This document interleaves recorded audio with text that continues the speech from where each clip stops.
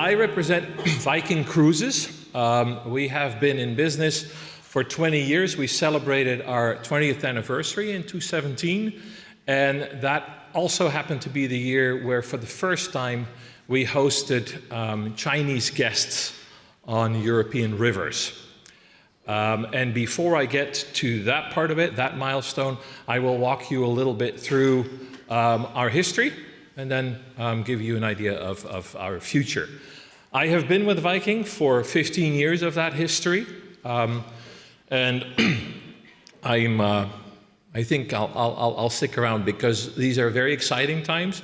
You know, we've just really tapped into the Chinese market. We're learning an awful lot. We had to go back to school, and I'll share a little bit of that with you. This is Viking. We have about 6,000 employees worldwide. That includes all the people on our ships, and there are quite a few of those. We carry this year, or in 2018, we'll carry about 350,000 guests, mainly from North America, and a little bit from Australia and from the UK. But we're very much focused, or we have very much been focused thus far on the English-speaking market. And that is now gradually changing as we are going from 2 ships in 2017 to 6 ships in 2018 that are dedicated to the China market. Over the years, we've hosted some 2 million guests, and we've done, I think, a decent job listening to our guests and then presenting them with a product according to their, if you will, their own specifications. I actually think that's fairly key. We all do this. We begin, I think most operators do it this way, we begin humbly by asking questions before we make assumptions. We're doing quite well with the growth. In 2012, that was the year where we started our long ships. It's a generation of ships, and by now we have about 55 of those on European waterways. We have ships in China and in Russia. The bulk of our fleet, if you will, is centered on Central Europe. Think of that as the rivers between Amsterdam in the northwest, Basel in the southwest, and then basically the Danube countries in the southeast. We're also represented on the Elbe River, the rivers of France, and in Portugal. The points that I throw up on the screen for you here are kind of what we have distilled our approach to cruising to. The destination is the key to the experience. This is a platitude when I say this in a room with tour operators, but especially when you move into the sphere of ocean cruising, it's something that bears repeating. So we focus on the destination. Our ocean ships, and we currently have 4 of them, but we hope to enlarge our fleet by about 10 ships in 2023. These ships are to bring people to a destination, and what's really, really important is everything that happens the moment people walk off the gangplank. That's when the exploration begins.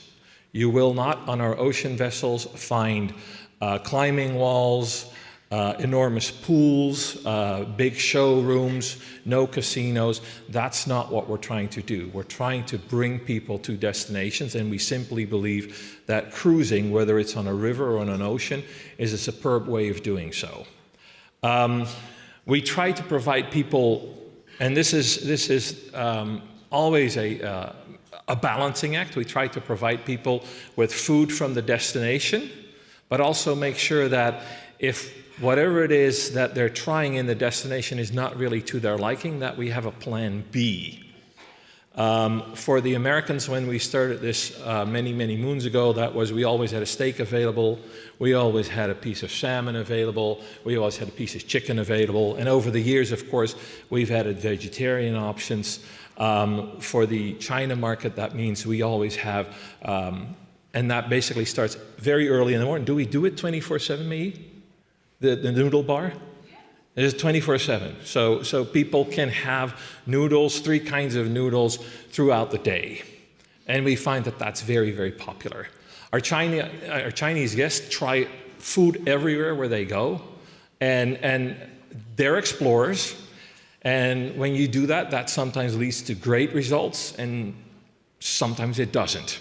And then, you have the ship where we serve, if you will, comfort food. The shore excursions, I spoke about that. That's really what the product is about.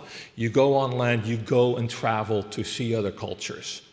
See other cultures, to learn the history of these countries, to meet the people. It's an overlooked aspect of travel. But in the end, it's absolutely essential that you do not just look at the cathedral, that you do not just look at the city hall or at the museums, but that you get to meet the people that live in these countries that we visit. That again is something that involves a lot of work on the China market, because we need a lot more in the way of translation than we do on the North American market. A lot of Europeans by now speak a little bit of English, just enough to have, some simple interaction. That's clearly not the case when it comes to the Chinese market. We try to be, and this is important on every market, but we felt that it was important on the Chinese market. We try to be very open and transparent in our pricing, and we found that to be challenging somewhat. When we first started to go out with the product, there were a lot of questions about who we were. There was enormous interest from the get-go, but people wouldn't book so much, and we tried to find out why that was, and we learned that it had something to do with the fact that on the Chinese market, there were quite a few operators that promised the moon and didn't exactly deliver that. And that led us to believe that what's really important, and that's the number I will end this presentation with, do our guests feel that they got their money's worth?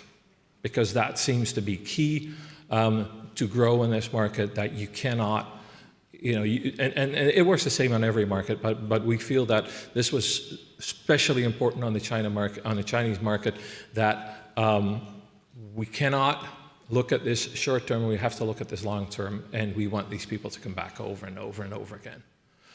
Okay, this is one of our, we call them long ships. In 2012, we launched the first 6 of those, and we have rapidly built out that fleet to the largest and the newest in Europe. A ship like this, and you can actually see this a little bit by the way it looks, this fits exactly in a standard size lock in Europe. Any river ship is never more than about 12 meters wide, it's never more than about 135 meters long. And every cruise operator tries as best as they can to squeeze as much out of that space that is useful to your guests as we can. Then in 2015, we entered the ocean market. We have 4 ships currently sailing the 7 seas, and as I said, this is a rapidly growing market for us. Here we apply some of the lessons that we've learned on the rivers, and again, the most important of that is you cruise to see a place. What happens off the ship is more important than what happens on the ship. It's both important, but they have different roles to play in the overall picture. So this is a map of Europe, and that shows kind of our operation. I'm going to try to make here we go. So this is the Douro River in Portugal. These are the French rivers around Bordeaux, the Seine. We cruise on the Rhone. This is the Rhine-Main-Danube waterway. We cruise on the Elbe. We've resumed operations in Ukraine, and we cruise the Russian waterways. Here we are in China, we are in Vietnam and in Cambodia on the Mekong. We've launched the ship on the Nile again, and we're on the Yangtze in China. And then, we're now cruising worldwide with our ocean ships. This is to give you an idea of what the ships look like. The Scandinavian design has 2 reasons for it being on our ships. First is we have a Norwegian owner who's a very proud man and who likes Scandinavian design. Probably more important is that it allows people to relax. You will not find very opulent interiors. You will not find very opulent rooms. We're trying to make the ship a really comfortable, if you will, base of operations. So this is where we started. The river cruising is still very much runs into our veins, if you will, and it determines how we approach everything else that we do. This gives you an idea of how the river cruise market has grown over the last 10 years in comparison to the ocean market. And we believe we're maybe a little, we're a little self-congratulatory there maybe, but we've spent an awful lot of money marketing the river cruising as a way of traveling to the North American market, and that has clearly paid off. Obviously, there's a lot of room to grow. There's only 500,000 North American river cruise passengers, and there's close to 13 million ocean cruise passengers by now. But the rate of growth on the river side is much larger than on the ocean side. We currently have about half of the market for North American guests. We're much smaller, obviously, in the ocean space, but we're working on, at least in our segment, which is the small to mid-sized ships, to become a market leader there as well. We've won a lot of awards. I will not bore you with that. This is the rah-rah file. We'll now talk a little bit about where we're headed next. The successes that we've had on the river cruise side and now on the ocean side are clearly have given us a bit of confidence to now humbly start to venture into a new adventure for us.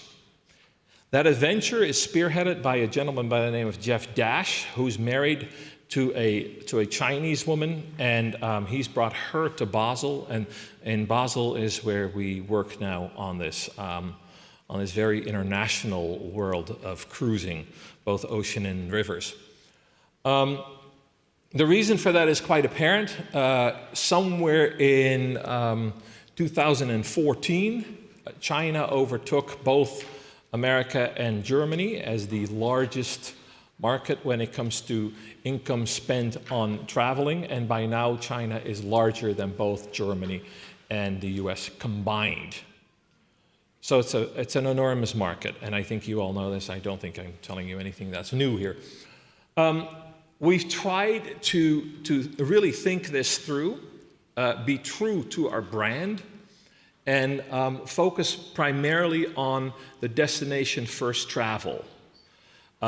We do facilitate, for instance, shopping. We understand that this is important to our clientele, but we're not dragging our guests through factories and to outlet stores, and we don't waste our time setting up very complex commission deals with all kinds of stores. We do what we need to do to make sure that people are happy and that people can spend whatever they want, but that's about the extent of it. The focus is clearly on exploring. We focus, of course, also on making sure that the parts that basically from a language point of view are very, very tricky, that those are well taken care of. And this is where we learned our lesson actually in China. Because back in 2004, we first brought North Americans to China on a river cruise. And critical is you walk off the plane and now you're in a foreign country and you can't read anything on the signs. You don't understand people. There is a whole lot of them. It's very scary. And now we have this very same experience for the Chinese as they arrive in Europe. They can't read the signs. They don't understand anyone, and everyone looks very different, and it's a little scary. So if you were to now, for instance, come to Basel on a day where we have a ship in town, you will find that there's a big sign that says in Chinese, Viking, welcome. It's a lot of the very little things that we believe matters, and it falls apart in two things.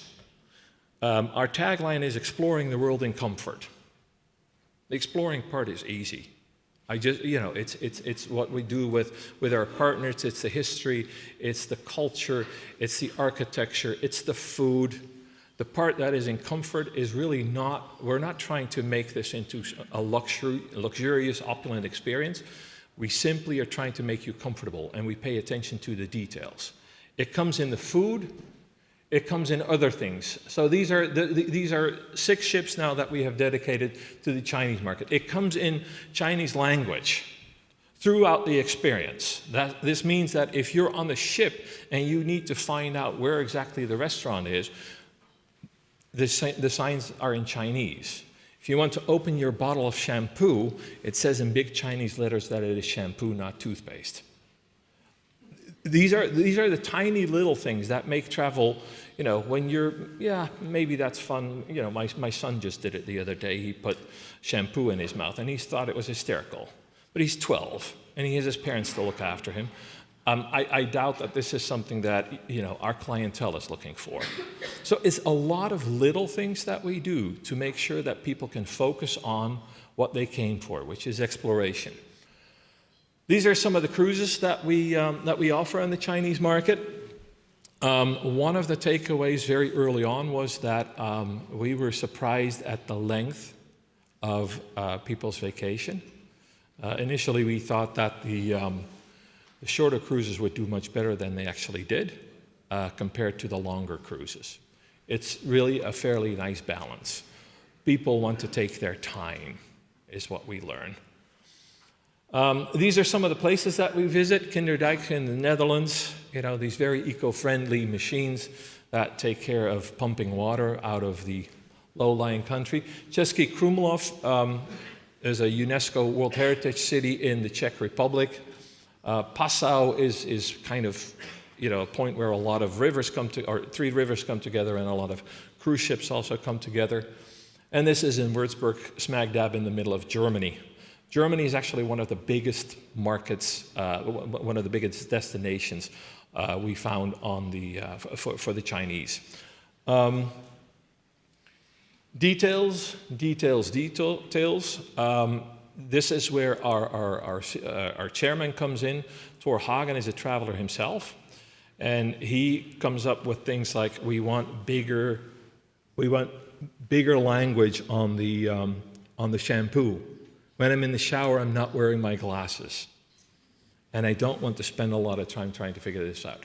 They're very small, little trivial things, but they really do matter.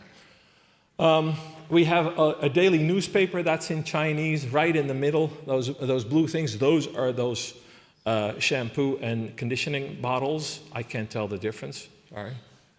I'll have to have help for that. And on that red sign, it says, do not disturb, or does it say, do not disturb in Chinese? Thank you very much.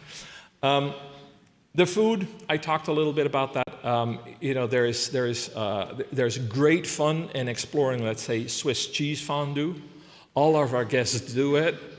Not all of them finish their meal, and then when they return to the ship, they have the opportunity to kind of get the calories they need, for instance, at the noodle bar. So the Chinese, thus far, our Chinese guests have loved their experience. But again, I told you earlier on that what is most important for us is to get an understanding of, are you getting your money's worth? Because ultimately that plays an important role in how sustainable this is. And we found thus far that people do believe that they're getting their money's worth. And I have not looked at my time, but I would like to conclude with this. I have 2 more minutes. What luxury. See, Michelle, what happens if you scare people out of their minds? I wonder what I'm going to do with these 2 extra minutes. No, I will thank you. I hope later on we'll have a little bit more time if you have any questions about what we do, either for the North American or for the China market. I'd be happy to answer any questions. If you want my 30-second speech about how to go about any new adventure or any, especially on markets that you're not familiar with, what we take away from venturing into the China market is have an awful lot of respect for who you're dealing with. That basically means do not go with any preconceived notions that you've picked up. Be very humble and be ready to be in it for the long haul. I have no idea exactly what it cost, but you can imagine that tearing off all the little English signs off your ship and do it nicely, and then put on Chinese signage. That alone is an investment. And I do believe that one of the reasons we're successful is that we're willing to make that investment in small little things. Thank you very much. Michelle's now getting up. That means my 2 extra minutes are over.